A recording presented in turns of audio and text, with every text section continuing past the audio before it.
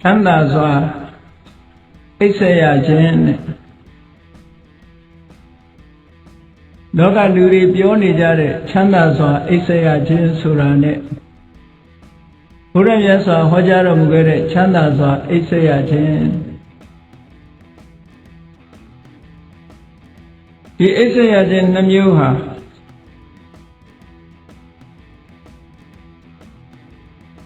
ခြားနာသောရှုထောင့်အမြင်များရှိသဖြင့်ခြားနာသောရည်ရွယ်ချက်များရှိလျက်နေပါတယ်လောကလူတွေပြောနေတဲ့ချမ်းသာစွာအိပ်စက်ရခြင်းဟာ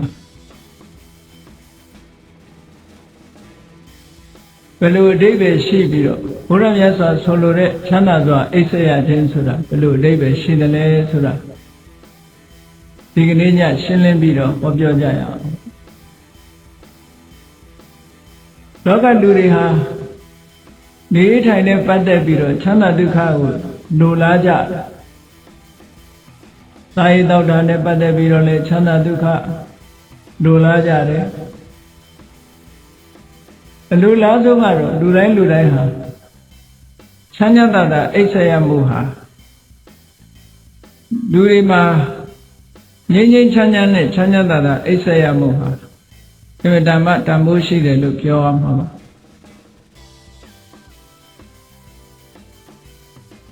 ဒါနဲ့ပတ်သက်ပြီးတော့မြတ်စွာဘုရားဟောကြားတဲ့ချမ်းသာစွာအိပ်စက်ရခြင်းရဲ့အဓိပ္ပာယ်ကအလွန်လေးနက်မှုရှိတယ်ဆိုတာကိုဟဋ္ဌကသုတ်တံကိုလေ့လာကြည့်ခြင်းဖြင့်သိရှိနိုင်ကြပါတယ်ချမ်းသာစွာအိပ်စက်ရခြင်းအဓိပ္ပာယ်ကိုဟဋ္ဌကသုတ်တံမှာမြတ်စွာဘုရားကရှင်းလင်းဟောကြားထားတာဖြစ်ပါတယ်အင်္ဂုတ္တရနိကေမှာဟဋ္ဌကသုတ်ဆိုတာပါရှိတယ်တခါတော့ကမြတ်စွာဘုရားသခင်ကိုရောမြတ်အာလဝီပြည်အနီးနားကနွားအုပ်ကြီးဖြတ်တန်းသွားလာတဲ့တောထန်းတနေရာတိန်တပါဝနလို့ခေါ်တဲ့ရင်းတိုက်တောထဲမှာရှိတဲ့အရွက်ကျဲကျဲနဲ့ရှိတဲ့ရင်းတိုက်ပင်ကြီးတစ်ပင်ရဲ့အောက်မှာရှင်တော်ဘုရားဟာနားနေခဲ့တာဖြစ်ပါတယ်အဲ့ဒီအချိန်ကရာသီဥတုကလည်းအမတန်အေးမြတဲ့ဆောင်းရာသီဖြစ်တယ်ဆောင်းရာသီဖြစ်တော့ရင်းတိုက်ပင်ကအရွက်တွေဟာလည်းပဲကျွေတဲ့အရွက်ကကျွေးလာတော့အပေါ်မှာကြည့်လိုက်ရရင်ကျိုးတို့ကျဲတဲ့အနေအထားမျိုးရှိတယ်မြတ်စွာဘုရားသရင်သုံးတဲ့တစ်ပင်ပတ်ဝန်းကျင်မှာလည်းပဲဖြတ်တန်းသွားလာထားတဲ့နွားအုပ်တွေရဲ့ခြေရာတွေကအနှံ့အပြားဖြစ်လို့မြေပေါ်မှာနွားခြေရာဂျားကနေထွက်လာတဲ့သုဒဖွယ်ဖြစ်နေတဲ့မာကျောလာတဲ့မြေတွေကလည်းပဲအပေါ်မှာစုံစုံချွန်ချွန်နေတက်နေတော့ထိုရင်းတိုက်ပင်အောက်ရောက်အောင်လမ်းလျှောက်ဖို့ဆိုတာခဲရင်တဲ့အနေထားမှာရှိတယ်ပေါ့နွားခွာရာကြားကထွက်တဲ့မားနေတဲ့မြေကိုနွားခွာရာစုလို့ဒီလိုခေါ်တယ်သူကဲ့သို့ခြုံပြီးတော့နေတယ်အဲ့ဒီပုံမှာလမ်းလျှောက်ဖို့ဆိုတာမြေတွေကအလွန်မာတဲ့အတွက်ကြောင့်ဖဏမပါပဲလမ်းလျှောက်မယ်ဆိုလို့ရှိရင်အမတန်လျှောက်ရခက်တဲ့အနေအထားပေါ့ရသော်ဘုရားသခင်ကိုရောမြတ်ကလည်းအရွက်ကျိုးတို့ကျဲတဲ့ရှိတဲ့ရင်းနိုင်ပင်ကြီးရဲ့အောက်မှာမြက်ကလေးတွေခင်းပြီးတော့ရက်ဖြာလေးပေါ်မှာထိုင်နေတာတပါးတဲ့အာလူပြည်နားမှာအဲ့ဒါလို့သတင်းသုံးနေတဲ့အချိန်နန်းနေစောစောအာလူမြို့ထဲကနေထွက်ပြီးတော့ရင်းနိုင်တော်ဘက်ကိုကျမကြီးအတွက်လမ်းလျှောက်ကြ တောတန်းကိုဖြတ်တန်းပြီးတော့လမ်းလျှောက်လာတဲ့ထဲမှာဟဋ္ဌကအာလဝကဆိုတဲ့မင်းသားတဦးလည်းပါလာတယ်ပေါ့ဟဋ္ဌကအာလဝကမင်းသားဆိုတာဒီနေရာမှာဘယ်သူလဲလို့ဆိုလို့ရှိရင်အလုံးကြောက်ကြတဲ့ဇာလံတစ်ခုပါ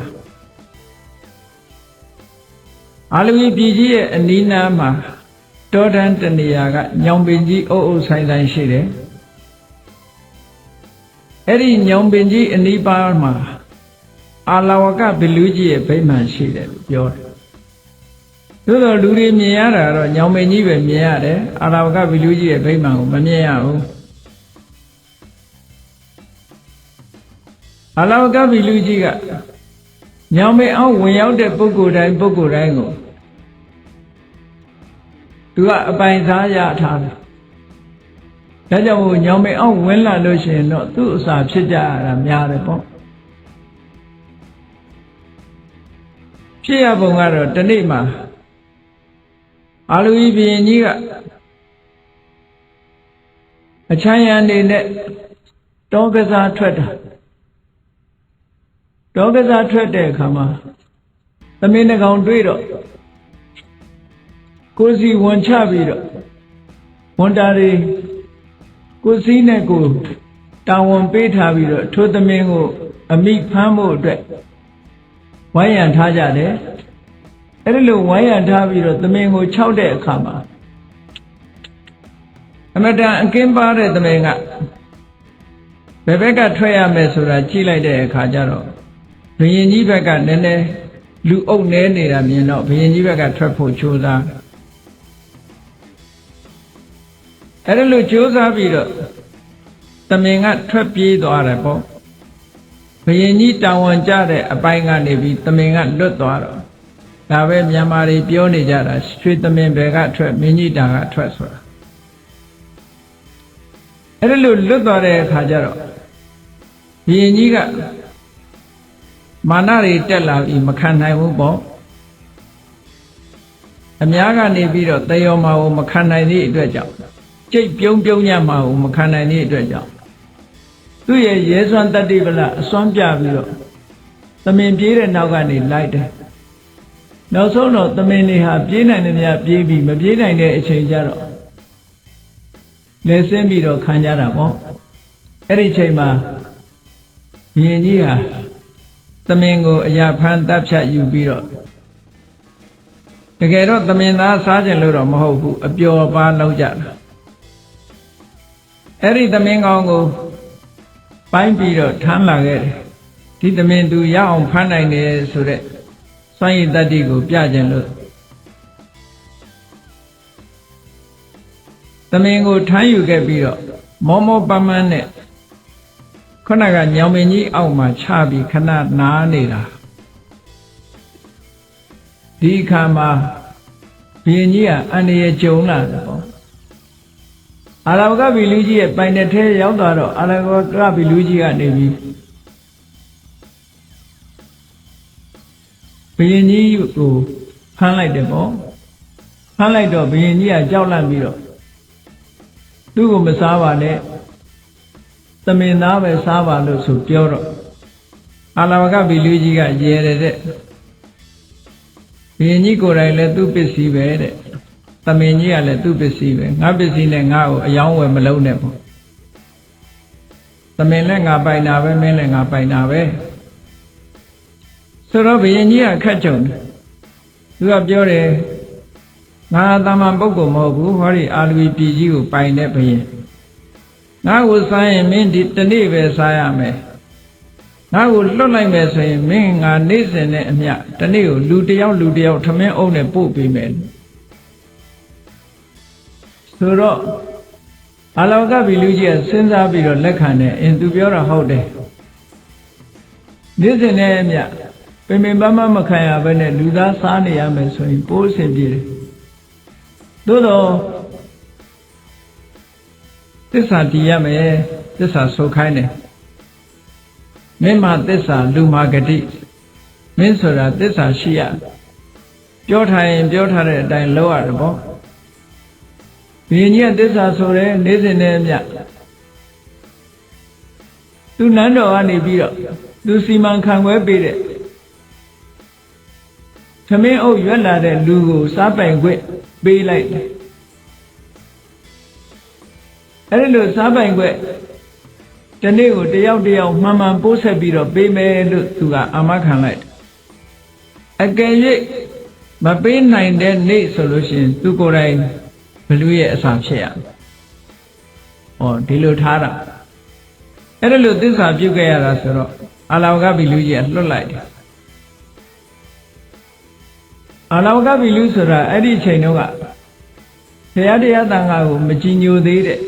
မိစ္ဆာဘလူကြီးပေါ့အမှန်တမ်းကြမ်းကြုတ်တယ်အဲ့ဒါလို့ဘုရင်ကြီးစီကအခွင့်အရေးရလိုက်တဲ့အခါကျတော့ဘုရင်ကြီးကိုလွတ်လိုက်တယ်နန်းတော်ပြန်ရောက်တဲ့အခါကျတော့အမတ်ကြီးတွေနဲ့အစည်းအဝေးခေါ်ပြီးတော့သူ့ရဲ့ဘုရင်ကြီးကသူလောက်ကင်ခဲ့တဲ့ကိစ္စတစ်ခုပြောပြပညာရှိမတ်ကြီးတွေကစဉ်းစားကြတယ်ရှင်မင်းကြီးဒီနေ့တယောက်တယောက်ပို့မယ်ဆိုတဲ့နေရာမှာရက်အကန့်အသတ်ခေါ်ရှိရလားလို့ဆိုဟာဘုရင်ကြီးကပြောတယ်ငါရက်အကန့်အသတ်မပြောခဲ့မိဘူးဆိုဒါဘုရင်ကြီးရဲ့မေ့လျော့ချွတ်ချုံမှုတစ်ခုပဲရက်ကန့်သက်ချက်မပေးခဲ့သည့်အတွက်ကြောင့်သူကတစ်သလုံးပေးနေရမယ်အဓိပ္ပာယ်ဖြစ်သွားတယ်အဲ့ဒါနဲ့ထောင်ထဲကလူတွေထုတ်ပြီးတော့တနေ့တယောက်အလာဝကဘီလူကြီးစီပို့ပေးနေထောင်ထဲကလူတွေလည်းကုန်ရောကုန်တဲ့အခါတိုင်းပြည်မှာရှိတဲ့လူတွေတိတ်တဆိတ်လမ်းမှာညထွက်တဲ့ပုဂ္ဂိုလ်တွေဖမ်းဘလူကြီးစီသွားခိုင်းအဲ့ဒါလိုနဲ့လှုပ်လာလိုက်တာနောက်ဆုံးဘုရင်ကြီးကဖမ်းပြီးတော့ဘလူစာကျွေးနေတယ်ဆိုတဲ့သတင်းကြောင့်လူတွေဟာအိပ်ပြင်မထွက်ရဲလောက်အောင်ကြောက်လန့်နေကြနောက်ဆုံးတော့လူရှာမရတဲ့အခါကျတော့ဘယ်လိုလုပ်ရတော့ဆိုဘုရင်နန်းတော်မှာအဲ့ဒီနေ့မှာမွေးဖွားလာတဲ့ဘုရင်သားတော်ကလေးကိုပဲပေးရတော့မယ်လောကလူတွေဟာကိုယ့်ကိုယ်အချစ်ဆုံးပဲသားတွေသမီးတွေကိုမိဘတွေကချစ်တယ်ဆိုတာကိုယ့်ကိုယ်သဘောကျကိုယ့်ရဲ့စိတ်ထဲမှာသားသမီးလေးကိုမြင်နေရလို့ကြည်နူးနေလို့ချစ်တာတကယ်တော့လူတွေဆိုတာကိုယ့်ကိုယ်အချစ်ဆုံးပဲအဲ့ဒါကြောင့်မို့လို့မိမိကိုယ်ကိုကာကွယ်တဲ့အနေနဲ့သားတော်ကလေးကိုပဲဘလူစာဖြစ်ကျွေးဖို့ရပို့ခိုင်းလိုက်ရတယ်အဲ့ဒီနေ့ဒီအာလောဝီဘုရင်ကြီးရဲ့သားတော်လေးဟာတကယ်ပါရမီရှင်ကလေးပဲတာမန်ပုဂ္ဂိုလ်မဟုတ်ဘူးပါရမီကုသိုလ်တွေစီးပူးခဲ့လို့ထူးခြားတဲ့မင်းသားလေးဖြစ်တော့မြတ်စွာဘုရားသခင်ကိုရောမြတ်ကအဲ့ဒီနေ့တရက်ကြိုပြီးတော့အာလဝကဘီလူကြီးရဲ့ဘုံမိမ္မာန်ကိုရောက်ရှိနေတာအဲ့ဒီအချိန်မှာအာလဝကဘီလူကြီးကသူ့ရဲ့ဘုံမိမ္မာန်ထဲမှာမရှိဘူးအစည်းအဝေးသွားနေတယ်ပြန်လာတဲ့အခါမြတ်စွာဘုရားနဲ့ဘုံမိမ္မာန်နဲ့ရောက်နေတာမြင်တဲ့အခါစိတ်တွေတအားဆိုးတယ်ပေါ့အဲ့လိုစိတ်တွေစားဆိုးလို့တညာလုံးဘုရားကိုလက်နဲ့မျိုးနဲ့ထွက်သွားအောင်ဒုက္ခရောက်အောင်တိုက်ခိုက်မောင်းထုတ်တာမြတ်စွာဘုရားကိုလုံးဝအန္တရာယ်မပြုနိုင်ဘူးအဲ့ဒါလို့မြတ်စွာဘုရားကိုတောင်မောင်းထုတ်လိုက်ရအောင်သူ့စိတ်ကအမတန်မှချမ်းသာတယ်အဲ့ဒါလို့ချမ်းတဲ့အာလဝကဘီလူကြီးကိုမြတ်စွာဘုရားသခင်ကိုရောမြတ်ကလိမ္မာရင်ကျေးအောင်ဤစနစ်တွေကိုအသုံးချပြီးတော့ဆုံးမတော်မူခဲ့တယ်နောက်ဆုံးမှာအာလဝကဘီလူကြီးကသူ့လက်နဲ့ရှိသမျှတွေအသုံးချလို့ဘာမှအစွမ်းမရတဲ့အခါကျတော့ဘာလုပ်လဲဆိုရင်အရှင်ဂေါရမသူများခွင့်မပြုတဲ့အိမ်ထဲမှာကျူးကျူးကြော်ကြော်ဝင်ရောက်နေတာအခုပဲထွက်သွားလိုက်ပါဆိုတော့မြတ်စွာဘုရားကဒီလိုချမ်းသာတဲ့ပုဂ္ဂိုလ်တယောက်ကိုစိတ်ဓာတ်နုညံ့သွားအောင်ဤစနစ်ကိုအသုံးပြုတဲ့အနေနဲ့သူစကားကိုနားထောင်တဲ့အနေထားသူ့ကိုဆန့်ကျင်မဲ့မလုပ်ဘူးအေးမင်းကမနေစေချင်ဘူးဆိုရင်သွားတာပေါ့ဆိုဘုရားကထားသူ့စိတ်ထဲမှာဘလို့ထင်တော့တညလုံးကထွက်သွားအောင်ကြိုးစားလိုက်ရတာအမျိုးကြိုးစားတာမရဘူးပေါ့အခုကျတော့လေပြောလို့ဆိုလို့လွယ်သားပဲမနေနဲ့သွားဆိုထသွားတာပဲဆိုတော့အဲ့တော့ငါပြောတဲ့အတိုင်းလှုပ်တာဟုတ်မဟုတ်သိရအောင်လို့ရှင်ဂေါရမပြန်ဝင်ခဲ့ပါအောင်ဆိုတော့ မင်းကဝင်စေခြင်းဝင်ခဲ့တာပေါ့ဆိုမြတ်စွာဘုရားကပြောင်းဝင်လာနောက်တစ်ခါထွက်သွားပါအောင်ဆိုထွက်သွားလိုက်တယ်ဝင်လာခဲ့ပါအောင်ဆိုဝင်လာတယ်ဘာဖြစ်လို့မြတ်စွာဘုရားကဘလူးခိုင်းတာတွေလုပ်နေရတယ်လဲလို့ဆိုအမတန်စိတ်ကျမ်းတဲ့ဘလူးကြီးဟာစိတ်ဓာတ်ကလေးနုညံ့တော့အောင်လိုက်လျောစွာကျင့်ကြံကြုတ်ကိုအထုတ်တယ်ဒီနည်းစနစ်ကလေးတွေကတကယ်မှန်ကန်တဲ့နည်းစနစ်ကလေးတွေပဲစိတ်ကျမ်းတဲ့ပုဂ္ဂိုလ်တွေစိတ်ဓာတ်နုညံ့သွားအောင်လုပ်တဲ့နေရာမှာသူတို့နဲ့လိုက်လျောညီတွေဆန့်ကျင်ဘက်မလုပ်ဖဲနဲ့သူတို့နဲ့လိုက်လျောညီတွေနေတာထိုင်တာဟာလည်းပဲကျမ်းတဲ့ပုဂ္ဂိုလ်တယောက်ကိုနုညံ့သွားစေတယ်တဲ့နောက်ကြတော့ကျမ်းတဲ့ပုဂ္ဂိုလ်ဆိုတာကျမ်းတဲ့စိတ်ကိုသိပ်ပြီးတော့မစွန့်နိုင်ဘူးအတော်အသင့်နူးညံ့သွားတဲ့အခါနောက်တစ်ချိန်ကျတော့သူ့အတွေးကဘလို့တွေးတော့ဒီတစ်ခါရဟန်းဂေါရမထွက်သွားရင်တော့ခြေတော်နှစ်ချောင်းကင်ပြီးတော့ခင်းငါမြေဟိုဘက်ကန်းထီအောင်ပြစ်မယ်လို့စိတ်ကူးတယ်အဲ့ဒါလို့စိတ်ကူးပြီးတော့ရဟန်းဂေါရမသူ့ဗိမာန်ထဲကထွက်သွားလိုက်ပါလို့ဆိုတော့မြတ်စွာဘုရားကအစွမ်းတတ္တိပြတဲ့အနေနဲ့ငါမထွက်နိုင်ဘူးတဲ့ဘာဖြစ်လို့တုံးဆိုတော့မင်းကငါ့ကိုထွက်သွားလို့ရှိရင်ခြေနှချောင်းကင်ပြီးတော့ဟိုဘက်ပြစ်မယ်လို့မင်းစိတ်ကူးနေတယ်ဆိုသူအံ့ဩသွားတယ်။အော်ငါတွေးတာတောင်သိပါလား။အင်မတန်တကူးကြီးတဲ့ပုဂ္ဂိုလ်ပါလားလို့စိတ်ဝင်စားလာတာဟော။အဲ့ဒီအချိန်မှာမြတ်စွာဘုရားကငါ့ကိုခြေနှချောင်းကင်ပြီးတော့ဟိုဘက်ပြစ်နိုင်တဲ့ပုဂ္ဂိုလ်ဆိုတာလောကမှာမရှိဘူးဆိုပြီးတော့ပြောတော့ဒါဖြင့်အရှင်ဂေါရမကိုပု္ပ္ပာမေးမယ်မဖြေနိုင်လို့ရှိရင်အရှင်ဂေါရမနှလုံးသားကိုခွဲပစ်မယ်လို့ကျမ်းတဲ့စကားဆိုပြန်တဲ့အခါမြတ်စွာဘုရားငါရဲ့နှလုံးသားကိုခွဲနိုင်လောက်အောင်မင်းမစွမ်းတတ်တိမရှိဘူးမင်းမေးခြင်းတယ်ဆိုရင်တော့မေးမင်းမေးတာတွေငါအကုန်ဖြေမယ်လို့အဲ့ဒီလိုခွင့်ပြုတဲ့အခါမှာမိကုန်းနေမေးတာသူမေးတဲ့မိကုန်းတွေကကတ္တဗဘုရားလက်ထက်တုန်းကအမေးနဲ့အဖြေနှမျိုးစလုံးရှိခဲ့တယ်ဒါကတ္တဗမြတ်စွာဘုရားလက်ထက်တုန်းကအမေးနဲ့အဖြေနဲ့ရှိခဲ့တာအဲ့ဒီရှိခဲ့တဲ့ထဲမှာအဖြေတွေမိကုန်းတွေရဲ့အဖြေတွေကပျောက်သွားတယ်မိကုန်းတွေပဲကျန်တယ်ဒါကြောင့်မို့ဒီမိကုန်းတွေကိုသူကသိချင်နေတယ်ဘာတွေလဲဆိုတာအဲ့ဒါကြောင့်မို့အဲ့ဒီမှာမေးလိုက်တာဒီနေရာမှာမိကုန်းနဲ့အဖြေကိုတော့ဘုန်းကြီးတို့မပြောရပါဘူးနော်ဘဝအရေးစိတ်အေးရလေအောင်ဆိုတဲ့တရားထဲမှာဘုန်းကြီးတို့ဟောထားတဲ့ထဲမှာရှိပါတယ်အဲ့ဒီမိကုန်းနဲ့အဖြေတွေအကြောင်းအဲ့ဒီမှာဒီနေရာမှာပြောချင်တာကတော့အာလဝကကြီးကိုဆုံးမလို့ယဉ်ကျေးပြီးတော့အာလဝကကြီးကဘုရားဘာသာအာလဝကဘီလူကြီးကဘုရားဘာသာဖြစ်သွားတယ်လို့ပြောအမတန်လိမ္မာယဉ်ကျေးပြီးတော့ဘုရားတရားတန်ခါဥဒိဋ္ဌာတွေဘယ်နေရာသွားဘုရားတရားတန်ခါဥဒိဋ္ဌာရှ िख ိုးလေးရဲ့သွားပါမယ်ဆိုတဲ့ပဋိညာဉ်ပေးထားတဲ့အချိန်နန္ဒမိုးတော်လင်းရောက်တဲ့အချိန်မှာခုနကအာလူဝီဘုရင်ကြီးကသားတော်လေးနဲ့သမင်းအုပ်ကိုပို့လိုက်တဲ့အချိန်ဘုရားကရောက်ရှိနေတဲ့အချိန်လေးနဲ့အမတန်မှကံကောင်းတယ်ဒီမင်းသားလေးဟာအကယ်၍သာမြတ်စွာဘုရားရောက်ရှိပြီးတော့မနေဘူးဆိုရင်ဘလူးစားခံရမယ့်အနေအထားမျိုးရှိတယ်ပေါ့လိမ္မာရင်ကျေးသွားလို့ဒီမင်းသားလေးပို့လိုက်တဲ့အခါကျတော့ဘလူးကြီးကသောတာပန်ဖြစ်သွားပြီစိတ်ဓာတ်တွေကမချမ်းတော့ဘူးတတ္တဝါတွေပေါ်မှာကျင်နာတတ်တဲ့စိတ်တွေတနာတဲ့စိတ်တွေမေတ္တာထားနိုင်တဲ့စိတ်တွေဝင်လာသောတာပန်ပုဂ္ဂိုလ်ဖြစ်သည့်အတွက်ကြောင့်တရားတရားသံဃာကိုရိုသေလေးစားမှုကလည်းရှိလာပြီမိမိအသက်ပင်သေလင့်ကစားသူတစ်ပါးရဲ့အသက်ကိုတပ်ဖြတ်မှုဆိုတာလုံးဝမပြုတော့ဘူးဆိုတဲ့အနေအထားကြောင့်အဲ့တော့ဒီသူ့အတွက်အစာဖြစ်လာဖို့တဲ့မင်းသားလေးကိုတတ်ဖို့နေတာရှေးကလူသားတွေကိုလူတွေရဲ့အသက်ကိုတပ်ဖြတ်ပြီးတော့စားတောင်းနေတယ်ဆိုတာတောင်သိရမှသိသွားမှကိုရှက်တဲ့အနေအထားမျိုးရောက်သွားအလွန်ရှက်တယ်ဒါသိမှသိဆိုးတယ်သို့တော့မြတ်စွာဘုရားနဲ့အတူတူထိုင်းနေတဲ့အချိန်မှာမြတ်စွာဘုရားအနီးနားမှာထိုင်းပြီးတော့လိမ္မာရင်ကျေးစွာနေတဲ့အချိန်မှာဘလူးကြီးကိုမင်းသားလေးနဲ့သမင်းအုပ်ကိုလာပြီးတော့ဆက်တာတဲ့အခါမှာဘလူးကြီးက မင်းသားလေးကိုလှမ်းယူလိုက်ပြီးတော့မြတ်စွာဘုရားကိုလှူဒန်းလိုက်တယ်တဲ့အဲ့တော့ဒီမင်းသားလေးဟာမင်းကြီးယောက်ျားတွေလက်ကနေပြီးတော့ဘလူးကြီးလက်ရောက်သွားတယ်ဘလူးကြီးလက်ကနေပြီးတော့မြတ်စွာဘုရားလက်ထဲရောက်သွားတယ်ဘုရားကိုလှူလိုက်တာ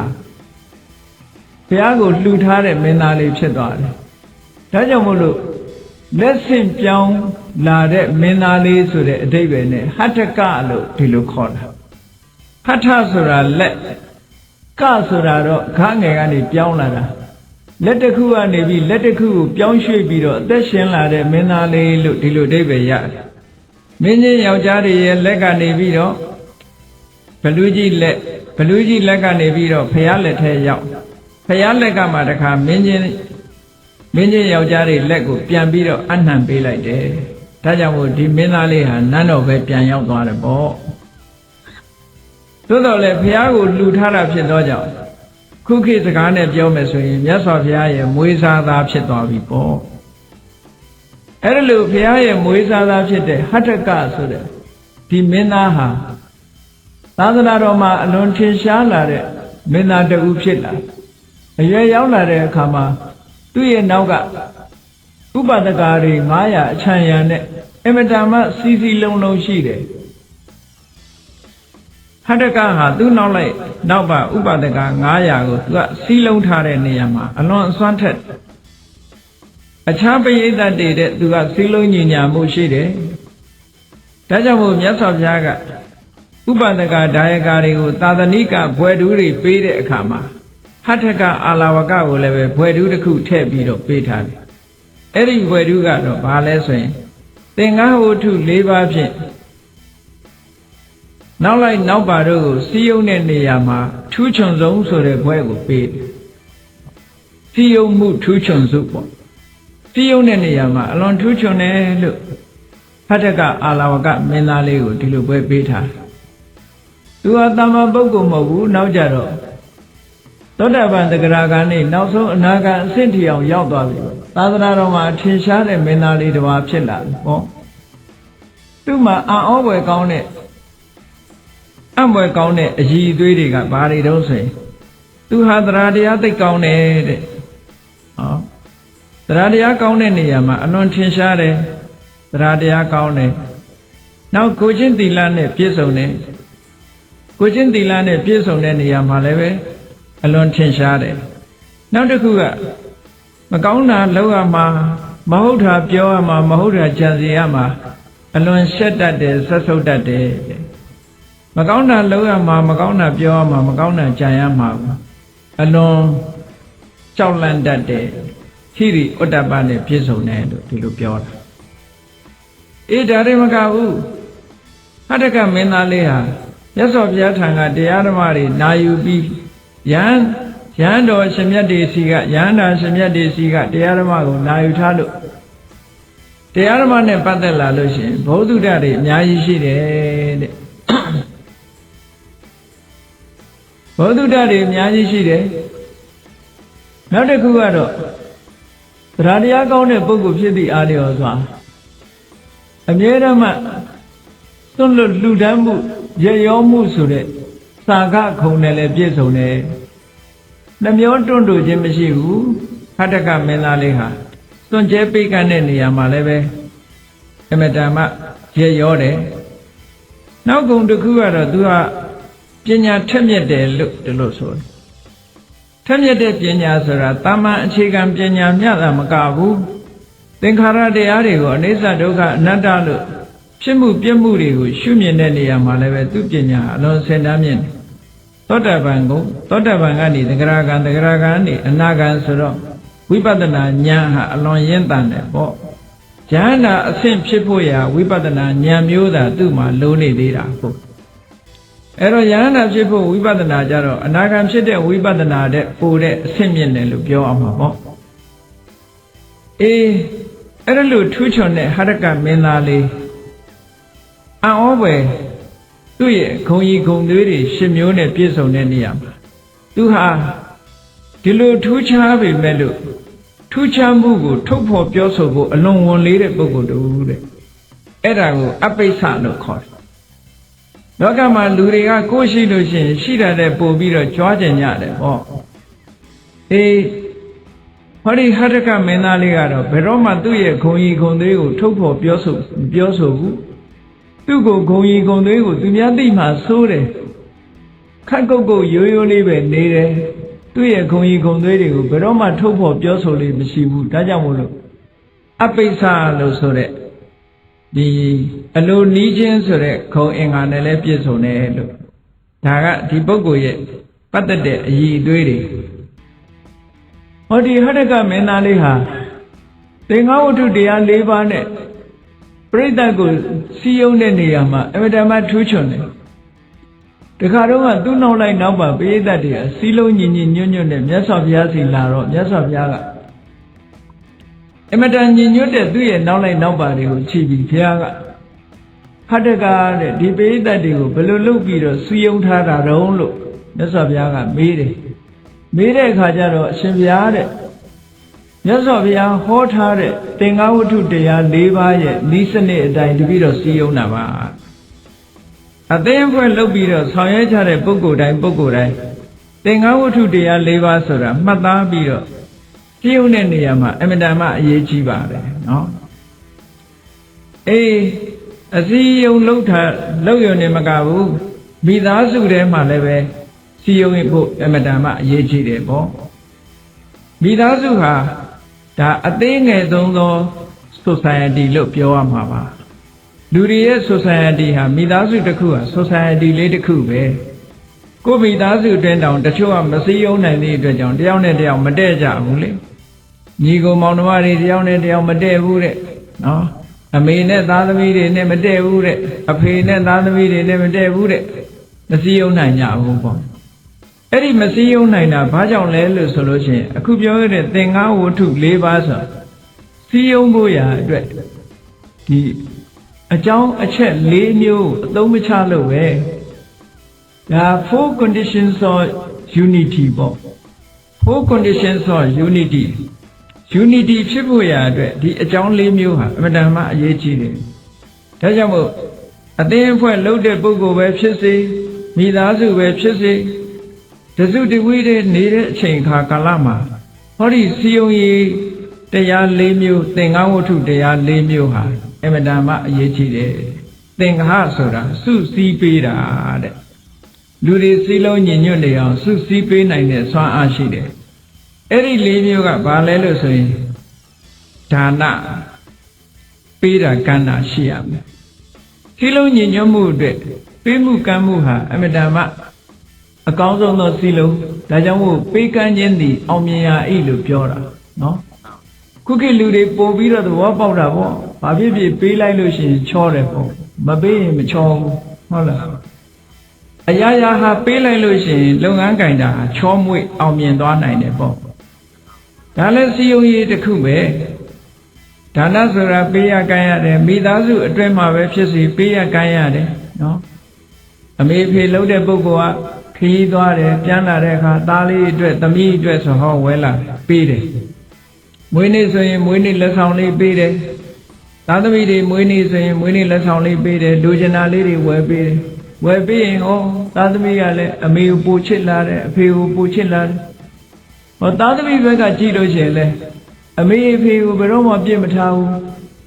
ခင်ကောင်းလေးတစ်ခွက်ချက်ရင်အမေအိမ်ပို့ပေးတယ်အဖေအိမ်ပို့ပေးတယ်အမေကြိုက်တတ်တဲ့အစာလေးအဖေကြိုက်တတ်တဲ့အစာလေးဟောတယ်လို့ပေးတာ။အော်ဒီအဝတ်ကလေးကတော့အမေနဲ့တော်တယ်ဒီအဝတ်ကလေးကအဖေနဲ့တော်။အော်မိဘဆိုတာဟာသားသမီးကပေးပြီဆိုလို့ရှိရင်ဂုံယူပြီးတော့တပြပြဒါသားလေးကပို့လိုက်တာဒါကသမီးလေးကပို့လိုက်တာနဲ့ဆိုပြီးတော့ပေးလိုက်တာဆိုပြီးဂုံယူလို့မဆုံးဘူး။အေးဒါကြောင့်မလို့ဒါဟာစီယုံရေးတစ်ခုပဲစီယုံတယ်ဆိုတာမေတ္တာနှောင်ကြိုးတဲပေးတာပဲတယောက်နဲ့တယောက်မေတ္တာချင်းစီးလုံးပြီးသွားတာဒီအဓိပ္ပာယ်ကိုပြောတာလူတွေကတဦးနဲ့တူမေတ္တာနှောင်ကြိုးဖြစ်ထိန်းထားနိုင်မှသာလျှင်စီယုံမှုဆိုတာမပြိုကွဲနိုင်ဘူးတဲ့မိသားစုအတွင်းမှာလည်းပဲဒီမေတ္တာနှောင်ကြိုးမေတ္တာကြီးထွားလာအောင်လုပ်တဲ့နည်းစနစ်ဟာအခုလိုတန်ဖိုးတွေမကြီးလာပေမဲ့လို့ပေးမှုကမ်းမှုလေးကိုမပြတ်လုပ်ပေးရတယ်တဲ့ဇနီးမောင်နှံ2ဦးဆိုလို့ရှိရင်လည်း နော်အေးယောက်ျားလုပ်တဲ့ပုဂ္ဂိုလ်ကဇနီးကို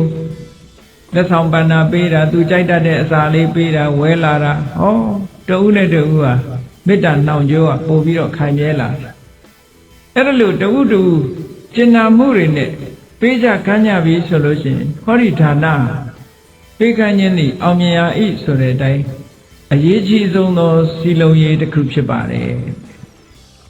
အပေါင်းအသင်းထဲမှာအသင်းအဖွဲ့ထဲမှာတဦးတူမှာပေးရတယ်ကမ်းရတယ်အဖွဲ့အသင်းတစ်ခုလှုပ်ထားလို့ရှိရင်ကိုယ့်အိမ်မှာစားစရာရှိဟေးလာကြဟေးတို့အဖွဲ့ဝင်တွေခေါ်ပြီးတော့ကျွေးတယ်ဟောညံ့ညံ့တာရှယ်ယာလုပ်ကြ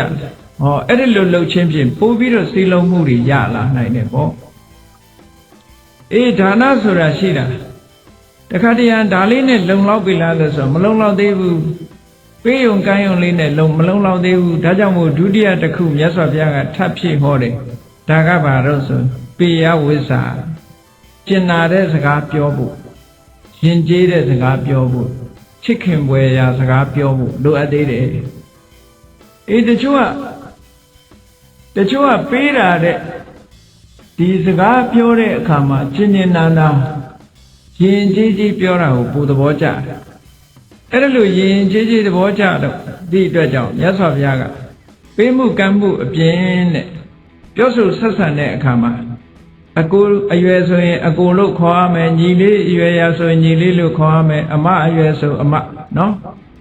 အေးတချို့ကျတော့မတန်မတာအရွယ်ကြီးခေါ်တာရှိသေးတယ်ကိုယ်ရဲ့ငယ်တန်းနဲ့အန်တီလို့သွားခေါ်ရင်ရံဖြစ်ခံမှာပဲအဲ့ဒါနော်ကိုယ်နဲ့ဓာတ်တူကြီးသွားပြီးဦးလေးလို့ခေါ်လို့ရှိရင်လည်းဒုက္ခပေးမှာပဲအဲ့ဒါမျိုးဩသူတန်ရလေးခေါ်ပြီးတော့ယဉ်ကျေးကျေးပြောဆိုဆက်ဆံမယ်ဆိုလို့ရှိရင်စီလုံးမှုဟာပို့ပြီးတော့အောင်မြင်လာနိုင်တယ်ဒါကြောင့်မို့မြတ်စွာဘုရားကဒုတိယလောက်ရမှာကပေယဝိဇ္ဇာတဲ့စီယုံရေးအတွက်နော်ချစ်ခင်ပွဲရာရှင်ကျေးတဲ့စကားမျိုးနဲ့ပြောဆိုဆက်ဆံရမယ်။ဩနောက်တစ်ခုအသုံးပြုရမယ်စီယုံရေးတစ်ခုကဘာလို့ဆိုအဋ္ဌစရိယအဋ္ဌဆိုတာအကျိုးသို့မဟုတ်ကိစ္စစရိယဆိုတာပြုလုပ်ပေးတာတစ်ဖက်သားမှာကိစ္စရှိလို့ရှိရင်ကြည့်ပြီးတော့မနေဘူးအေးတို့တော့မအားသေးဘူးမသွားနိုင်ဘူးဆိုတာမလုပ်ဘူးကိုယ့်အလုပ်ကိုအသာပယ်ထားပြီးတော့သူ့တောင်သူ့အလုပ်သူ့မှာအရေးကြီးတဲ့ကိစ္စရှိရင်ဝိုင်းဝန်းဆောင်ရွက်ပေးကြအေးတစ်ဖက်သားရဲ့ကိစ္စကိုမနေတတ်ဘူးဝိုင်းပြီးတော့ဆောင်ရွက်ပေးတယ်ဆိုဟိုလူကကျေးဇူးတွေတင်လို့ခိတ္တာတွေတက်ဝင်လာတယ်ပေါ့ဒါကြောင့်မို့အဋ္ဌစရိယာဆိုတာလည်းအမတန်အရေးကြီးတယ်ပေါ့တချို့ကချိုသာတဲ့စကားကိုပြောပြီးမဲ့လို့လက်မပါတာရှိသေးတယ်လေအလုံးလုံးเสียရှိတဲ့အခါကျတော့ရှောင်းဖဲနေလို့ရှိရင်အေးဒီလူကသူ့ကိစ္စရှိရင်သာသူများကိစ္စရှိရင်ဘယ်တော့မှဆိုမလုပ်ဘူးခေါင်းတိတ်နေတတ်တယ်ဆိုတဲ့အမြင်နဲ့စီယုံရေးဟာပြပြသွားနိုင်တယ်ဒါကြောင့်မို့မနေဘူးသူများကိစ္စရှိရင်ဝိုင်းဝန်းကူညီဆောင်ရွက်ပေးမှုအဋ္ဌစရိယာဆိုတာလည်းပဲစီယုံရေးအတွက်အရေးကြီးတဲ့အရာတစ်ခုဖြစ်တယ်ပေါ့နောက်ဆုံးတစ်ခုကတော့ဘာလဲဆိုရင်တမဏတ္တတာလူတွေဟာတဦးနဲ့တူဆက်ဆံတဲ့အခါမှာထမ်းတူဆက်ဆံဖို့လိုအပ်တယ်တချို့ကတော့မတူမတန်လှုပ်တတ်တယ်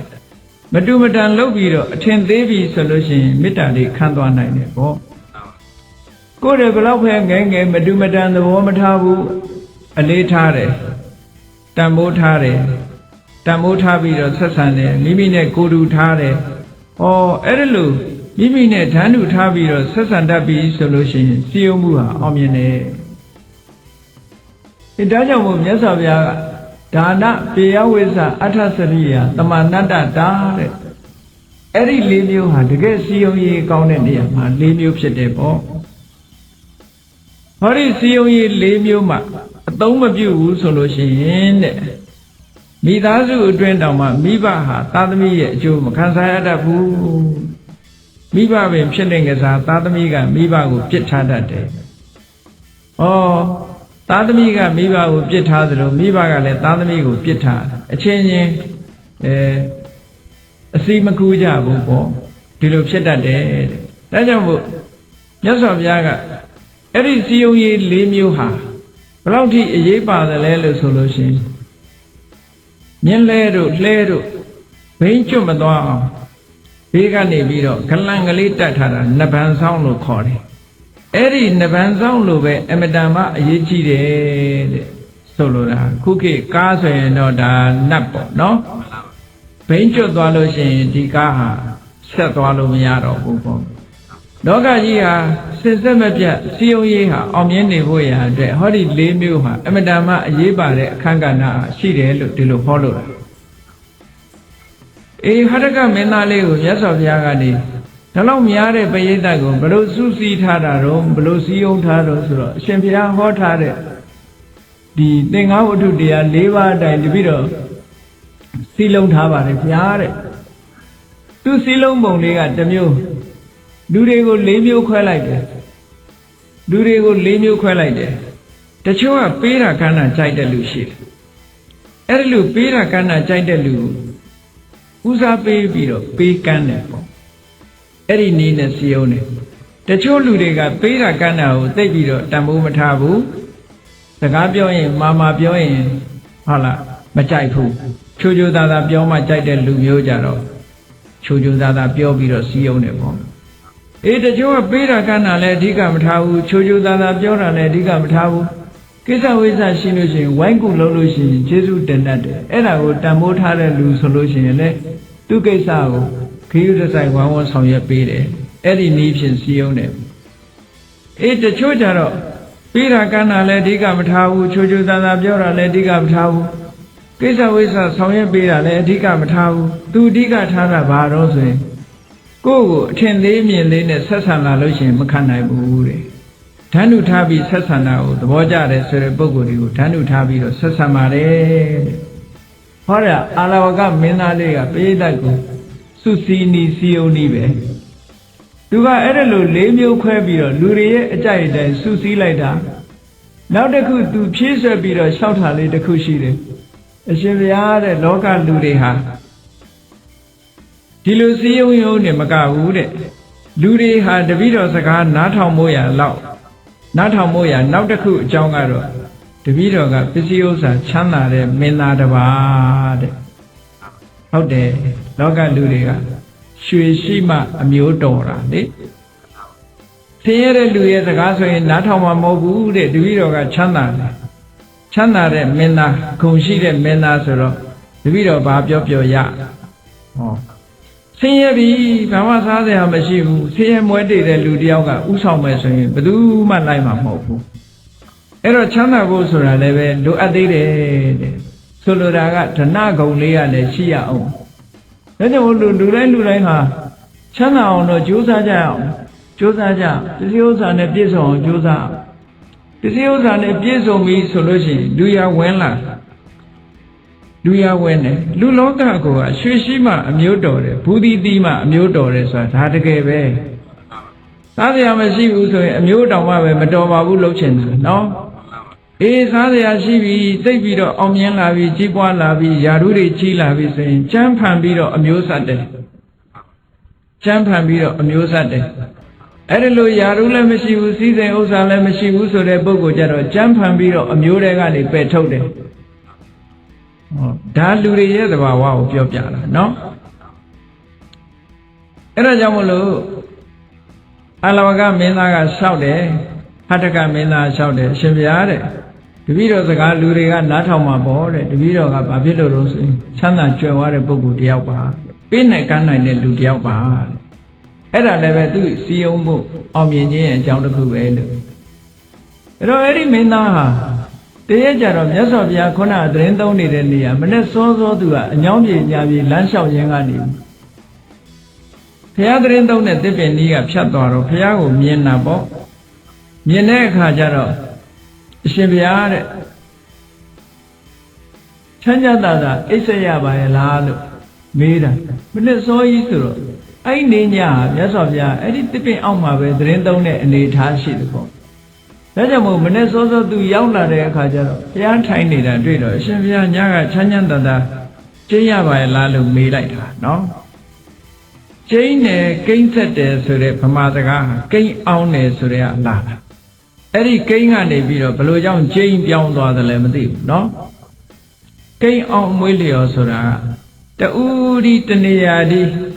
အာယုံမျိုးမျိုးစိတ်တွေမလွင်ပါစေပဲနဲ့တူဒီနေတာထိုင်တာကိုကိန်းအောင်တယ်လို့ဒီလိုအဓိပ္ပာယ်ရတယ် အဲ့ဒီကနေဆက်ပြီးတော့ဒီကိန်းနဲ့ချင်းနဲ့ဆိုတဲ့စကားလုံးကိုကြည့်ပြီးတော့ဘုန်းကြီးတွေလည်းဘယ်ချိန်ဖြစ်ဖြစ်တကားတွေကလာလို့ရှိရင်ရှင်ဘုရားကျိန်းနေသလားကြီးမေးတာဒါပေမဲ့အဓိပ္ပာယ်ကကျိန်းနေသလားဆိုအိတ်နေသလားဆိုဘုန်းကြီးရဲ့တဏီကုံအိတ်နေတဲ့အဓိပ္ပာယ်ရောက်တယ်ဘယ်ချိန်လာအဲ့ဒါတဘာတဲ့နေရင်တော့အရှင်ဘုရားကျိန်းနေတာလားနဲ့မေးကြတယ်နော်အဲ့ဒီကျိန်းနေတယ်ဆိုတဲ့အဓိပ္ပာယ်ကအိတ်နေတယ်ဆိုတဲ့အဓိပ္ပာယ်မဟုတ်ဘူးတဘာဒီကိန်းအောင်နေတယ်လို့ဒီလိုပြောတာနော်ပฏิတန်လာနဆိုတဲ့စကားလုံးကလာတာတဘာဒီကိန်းအောင်တယ်ဆိုတာအာယုန်တဘာစိတ်တွေမလွင့်ပွားရအောင်ထိမ့်သိမ့်ပြီးတော့ကမ္မထာဘာဝနာနဲ့နေမယ်ဒီလိုစိတ်ကိုအာယုန်တွေထဲမှာထွေပြားပြီးတော့မသွားအောင်ကမ္မထာအာယုန်တစ်ခုတည်းနဲ့သမာဓိလုပ်ငန်းတစ်ခုလုပ်ပြီးတော့နေတာမျိုးကိုကိန်းအောင်တယ်လို့ဒီလိုပြောတာနော်အခုတော့လူတွေဟာဒီအဓိပ္ပာယ်မဟုတ်တော့ဘူးဘုန်းကြီးကျိန်းနေတယ်ဆိုတော့ဘုန်းကြီးရဲ့ကျိန်းညာဆိုအိတ်နေတာလို့အဓိပ္ပာယ်ယူတယ်အဲ့ဒီအဓိပ္ပာယ်ကတော့မမှန်ဘူးပေါ့နော်ကောင်းပြီဒီမင်းသားလေးကမေးတယ်မြတ်စွာဘုရားကိုတွေ့တဲ့အခါရှ िख ိုးဝချပြီးရှင်ဘုရားချမ်းသာသာကျိန်းဆက်ရပါရဲ့လားသူတော့မြတ်စွာဘုရားဖြေတယ်အေးငါချမ်းသာသာအိပ်ရပါတယ်တဲ့လောကမှာချမ်းသာသာအိပ်ရတဲ့အထက်မှာငါဟာတရားအပါဝင်ဖြစ်ပါတယ်လို့ဘုရားဒီလိုမိန့်လိုက်တော့အဲ့တော့ तू ကဖြေစေချင်တာဟာအိပ်လို့မရဘူးညာအေးလိုက်တာနေရာလည်းမကောင်းဘူးလေလေးကလည်းတူတိုက်ဆောင်းရသည်ကြီးလည်းဖြစ်တယ်သူဖြေစေချင်တာကတော့ချမ်းသာသာမအိပ်ရဘူးလို့ထင်ပြီးမေးတဲ့အမေကိုဘုရားကဖြေလိုက်တာအေးချမ်းသာသာအိပ်ရတယ်တဲ့ချမ်းသာသာအိပ်ရတဲ့ထဲမှာငါလည်းတယောက်အပါဝင်ဖြစ်တယ်လို့ဒီလိုဖြေလိုက်တော့သူကမင်းသားလေးကဒီအဖြေကိုမကျေနပ်လို့ဆက်ပြီးတော့မေးတယ်ရှင်ဘုရားတဲ့ရာသီဥတုကြီးကလည်းဆောင်းရသည်ကြီးတဲ့ဆောင်းရသည်မှာအေးဆုံးရက်ဟာရှိရရှိတယ်လို့ဆိုရပေါ့အဲ့ဒီခေတ်ကပေါ့ဒီခေတ်တော့ဒါတွေကမှန်ရင်မှမှန်တော့မှာပေါ့အန္တရထကလို့ခေါ်တယ်အန္တရအထကဂျာရှိရဲ့ဂျာရှိရဲ့ဆိုတာတဘူတွဲတပေါင်းနှစ်လအကြာရှိရဲ့ဟာအေးဆုံးပဲလို့ဆိုတာဒီနေရာမှာတဘူတွဲတပေါင်းဆိုတဲ့နေရာမှာဒီဗမာတွေရဲ့လရေတွက်ပုံနဲ့ဘုရားမြတ်စွာလက်ထက်ကလရေတွက်ပုံကမတူဘူးဆိုတာကိုသတိထားဖို့လိုတယ်ပေါ့အဲ့တော့အေးဆုံးရှိရဲ့ဟာဘယ်ဟာလဲလို့ဆိုရင်တဘူတွဲလမပြည့်မီ4ရက်နဲ့တဘူတွဲလပြည့်အပါဝင်နောက်က4ရက်အဲ့ဒီရှိရဲ့ဟာအေးဆုံးလို့ဒီလိုပြောတယ်နော်အန္တရထကဆိုတာဂျားရှိရဲ့ဆိုတာတဘူတွဲလပြည့်ဟာအေးဆုံးဒါကြောင့်မို့လို့ဗမာတွေဟာတဘူတွဲလပြည့်နေ့ဆိုလို့ရှိရင်မိဘုံပွဲကျင်းပပြီးတော့မြတ်စွာဘုရားကိုလှူကြတယ်ပူဇော်ကြတယ်ဒီချိန်မှာကြွကြိုပြားတောင်အေးလို့ဘုရားလည်းအေးမှာပဲဆိုပြီးတော့နော်နသာချင်းနေနဲ့မိခင်မို့ရာအတွက်ရည်မှန်းပြီးတော့လှူဒန်းလေးရှိကြတယ်ပေါ့ဗမာပြည်မှာတော့အခုပွဲတစ်ခုတိုးတာကတော့ထမနေပွဲပေါ့အဲ့တော့မိဘုံပွဲဆိုတာဒီနသာချင်းနေနဲ့ဘုရားကိုမိပူဇော်တဲ့ဟာအဝိဓမ္မအေးတဲ့အရက်ကိုအချိန်ကိုအတိမပြုတဲ့အနေနဲ့မြတ်စွာဘုရားကိုမိအိုးကင်းနေနဲ့မိဖို့ပြီးတော့လှူတဲ့သဘောပေါ့အဲ့တော့အရေးဆုံးရှိရဆိုတဲ့နေရာမှာတဘူရဲလာပြီဆိုတာဗမာပြည်ကတဘူရဲလာပြီလို့သုံးတာဟာကောင်းကင်ကလာကြီးကတော့ပြည့်တယ်ဒါပေမဲ့လို့ရက်30ဖြစ်တဲ့လကမပြည့်သေးဘူးလာပြီဆိုတဲ့အဓိပ္ပာယ်ဟာကောင်းကင်ကလပြည့်တာကိုပြောတာမြတ်စွာဘုရားလက်ထက်တုန်းကလာပြီဆိုတဲ့နေရာမှာကောင်းကင်ကလလည်းပြည့်တယ်ရက်30လလည်းပြည့်တယ်ဒီလိုယူရမှာကောင်းကင်ကလပြည့်တယ်လို့ရက်30လလည်းပြည့်တယ်လို့ဆိုတော့ဒီတဘူရဲတပေါင်း2လအကြာရှိရဆိုတဲ့နေရာမှာတဘူရဲလပြည့်နေ့အပါဝင်နော်ရှိရကိုပြောတာအဲ့ဒီရှိရဟာစံချိန်တင်လောက်အောင်အေးတဲ့ရာသီလို့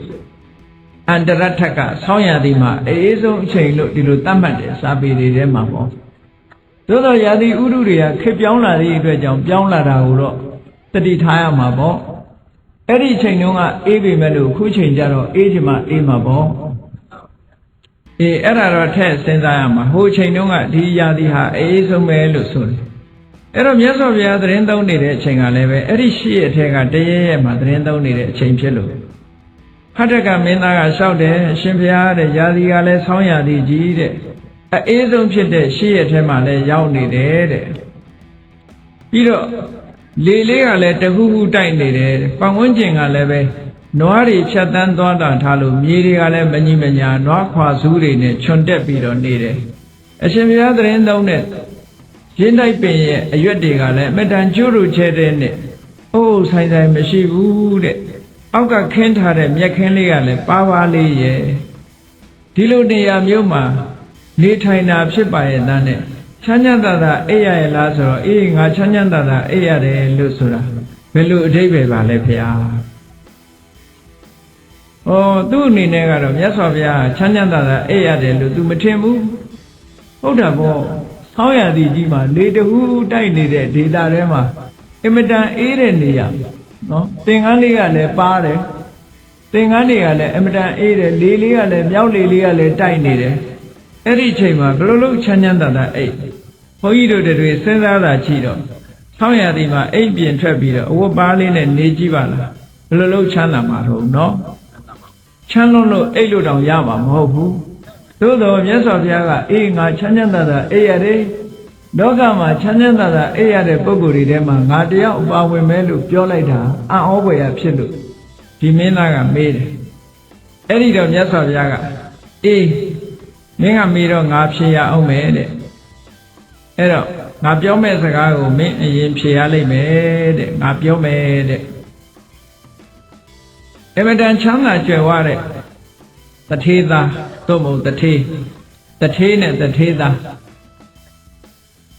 လက်ပတ်ဆန်းကျဲတဲ့တိုက်ကြီးတစ်ခုကိုတည်ထားတယ်တကားတွေလည်းတက်ဆင်ထားတယ်လေသာဝရင်းတွေတက်ဆင်ထားတယ်အမတန်မှခန်းခန်းနာနာဆောက်လုပ်ထားတယ်အဲ့ဒီတိုက်အိမ်ကြီးဟာအဲ့ဒီတိုက်အိမ်ထဲမှာတဲ့မွေးရှည်ကော်စောကြီးတွေခင်းထားပြီးတော့အိတ်ဆက်ရာတလွန်ညောင်ဆောင်ကလည်းအမတန်မှခါနာတယ်ခုခေတ်လို့ဆိုလို့ရှိရင်တော့ဆိုဖာကြီးနဲ့ပေါ့နော်ဆိုဖာကြီးတွေနဲ့အမတန်မှဣဆက်ညံ့ညောတဲ့အိယာပေါ်မှာ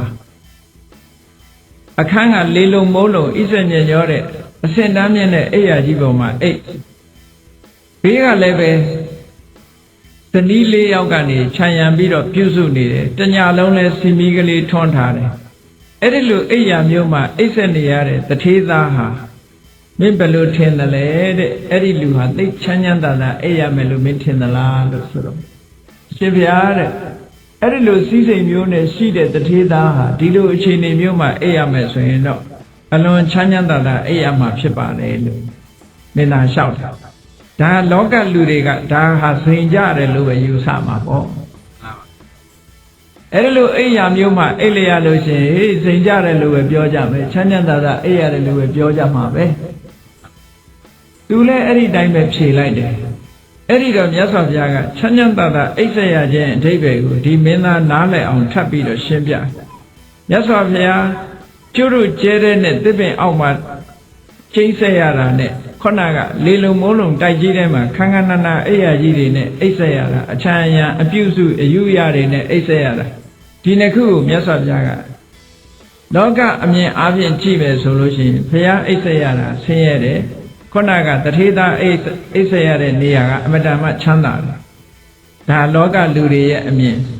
ဟောမြတ်စွာဘုရားကရှင်းပြတယ်ကြည့်တယ်အဲ့ဒီတထေးသားမှာတဲ့ရာဂစိတ်တွေဖြစ်ပွားလာလို့ရှိရင်စိတ်နှလုံးဟာပူပန်လာလိမ့်မယ်ရာဂဆိုတာဘယ်တော့မှအလိုမကျဘူးတဏှာရာဂဆိုတာအလိုမကျဘူးစိတ်နှလုံးကိုပူပန်စေတတ်တယ်ကိုယ်ဆင်းရဲမှုကိုဖြစ်စေတတ်တယ်စိတ်ဆင်းရဲမှုကိုဖြစ်စေတတ်တယ်အဲ့ဒီကိုယ်နှုတ်နှလုံးကိုပူပန်စေတတ်တဲ့ရာဂကြောင့်ဖြစ်ပေါ်လာတဲ့အပူတွေအဲ့ဒီအပူတွေရှိနေမယ်ဆိုလို့ရှိရင်ဘလောက်ကောင်းတဲ့အိယာပေါ်အိတ်ချမ်းချမ်းသာသာအိတ်ဆက်တာဆိုတာဖြစ်နိုင်ပါမလားတဲ့အဲ့ဒီလို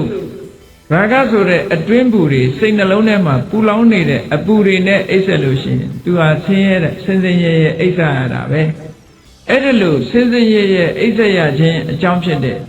ရာဂဆိုတဲ့တရားကိုငါဟာအရှင်းပယ်ထားပြီးသားဖြစ်တယ်ပေါ့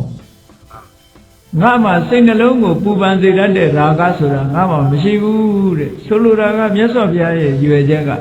ဘုရားမှာအတွင်းပူမရှိဘူးပေါ့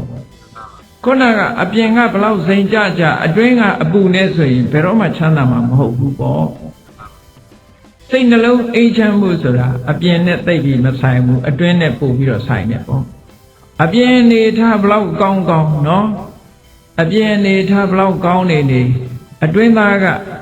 ပူပန်မှုတွေရှိနေတဲ့ပုဂ္ဂိုလ်တယောက်ဟာဘယ်တော့မှချမ်းသာဖို့ရဆိုတာမရှိနိုင်ဘူးပေါ့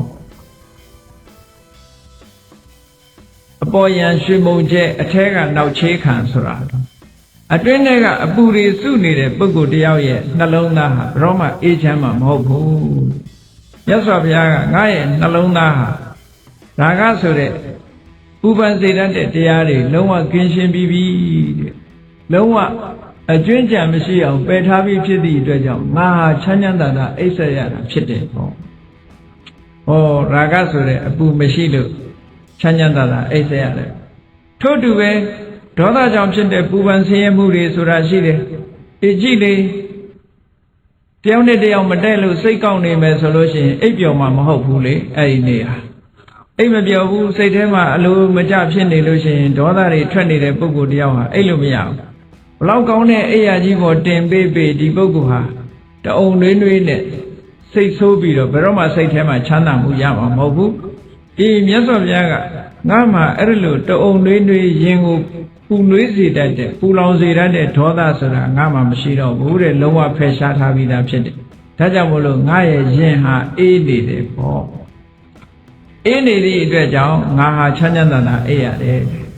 ထို့တူပဲမောဟအမှန်မသိတဲ့မောဟဟာလည်းပဲပြဿနာတွေကိုတက်စေတတ်တယ်ပြဿနာကိုတက်စေတတ်သည့်အတွက်ကြောင့်မောဟဟာလည်းပဲပူလောင်မှုကိုဖြစ်ပေါ်စေတတ်တဲ့သဘာဝတရားတစ်ခုပဲအဲ့ဒီပူလောင်မှုကိုဖြစ်စေတတ်တဲ့မောဟရှိနေတဲ့ပုဂ္ဂိုလ်တယောက်ဟာဘယ်တော့မှချမ်းချမ်းသာသာအိပ်ဆက်ရတာဆိုတော့မဖြစ်နိုင်ဘူးတဲ့အဲ့ဒီမောဟဆိုတဲ့တရားကိုငါတဏ္ဍာမှာအကျွင်းကြံမရှိအောင်ငါဖယ်ရှားထားပြီးသားဖြစ်တယ်ဒါကြောင့်မို့ငါရဲ့တဏ္ဍာမှာပူလောင်နှလုံးသားကိုပူလောင်စေတတ်တဲ့ရာဂဆိုတာလည်းမရှိဘူးဒေါသဆိုတာလည်းမရှိဘူးမောဟဆိုတာလည်းမရှိဘူးတခြားအကုသိုလ်တွေလည်းမရှိဘူးဒါကြောင့်မို့လို့နှလုံးသားကြည်လင်အေးမြပြီးတော့ငြိမ်းချမ်းနေတာအဲ့ဒါကြောင့်မို့လို့ငါရဲ့အိပ်ဆက်နားနေမှုဟာဘယ်နေရာပဲဖြစ်ဖြစ်အတွင်းကနှလုံးသားအေးချမ်းနေသည့်အတွက်ကြောင့်ဘယ်တော့ပဲဖြစ်ဖြစ်ချမ်းသာနေတာပဲလို့ဒီလိုဟောတာအဲ့တော့ဘုန်းကြီးတို့တွေကအပြင်ပံလေးကိုကြည့်ပြီးတော့ချမ်းသာတယ်လို့ပြောနေကြတာအတွင်းကပူလောင်နေတာကိုလူတွေကမသိဘူးအတွင်းပူနဲ့အပြင်ပူဆိုတဲ့နေရာမှာ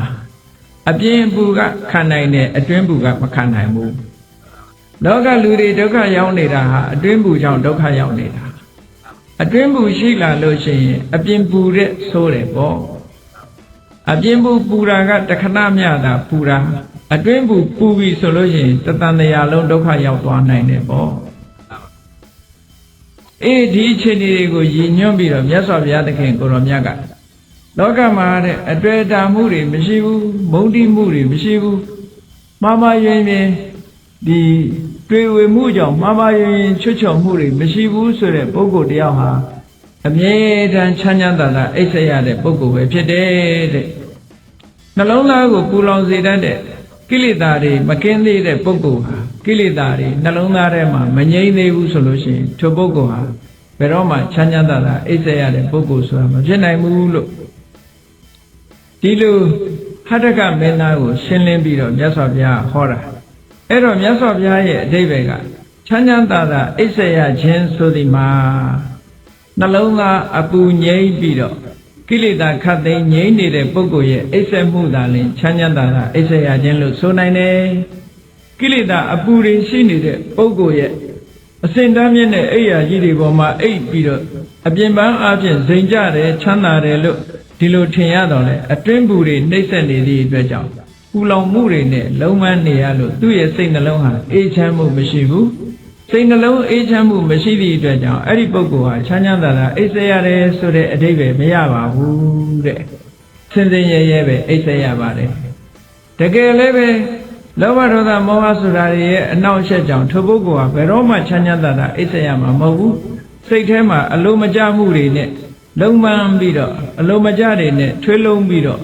စိတ်နှလုံးဟာပူလောင်နေသည့်အတွက်ကြောင့်စိတ်ငြိမ်းချမ်းမှုဆိုတာလုံးဝမရနိုင်ဘူးတဲ့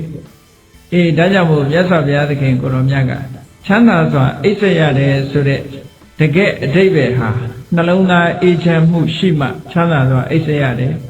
ဒါကတော့မောဟစတဲ့ကိလေသာတွေချုပ်ငြိမ်းမှသာလျှင်တကယ်ကိုအေးချမ်းတယ်ဆိုတာကိုပြောလို့ရမယ်ချမ်းသာစွာအိပ်စက်ရတယ်ဆိုတဲ့ပုဂ္ဂိုလ်ဟာ